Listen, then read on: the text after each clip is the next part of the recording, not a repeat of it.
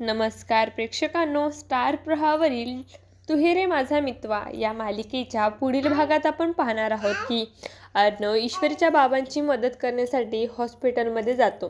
तिथे तो ईश्वरीला एका कोपऱ्यात लपून बसलेला पाहतो आणि त्यानंतर ईश्वरी अतिशय दुःखाने तिथून निघून जाते. त्यानंतर आपण पाहतो की ईश्वरी गणपती बाप्पाकडे प्रार्थना करत असते. गणपती बाप्पा, माझ्या बाबाला वाचव, सर्व काही तुझ्या हातामध्ये आहे. दुसरीकडे अर्णव मामाला सांगतो की जोपर्यंत राकेश ताईच्या जीवनामध्ये आहे तोपर्यंत काहीही होणार नाही. मामा उत्तर देतो, आता आपल्याला राकेशला धडा शिकवावा लागेल. आणि अर्णव म्हणतो, आता राकेशच्या काउंटडाऊनची सुरुवात झाली आहे. तेव्हा तेही त्याच्या नकळत. त्यानंतर घरी बँकेचे काही लोक तपासण्यासाठी आलेले असतात आणि अंजली अत्यंत घाबरलेली असते. ती राकेशला फोन करून विचारते, तुम्ही कुठे आहात? लवकर घरी या, बँकेचे लोक आलेले आहेत. आणि राकेश देखील घाबरलेला असतो.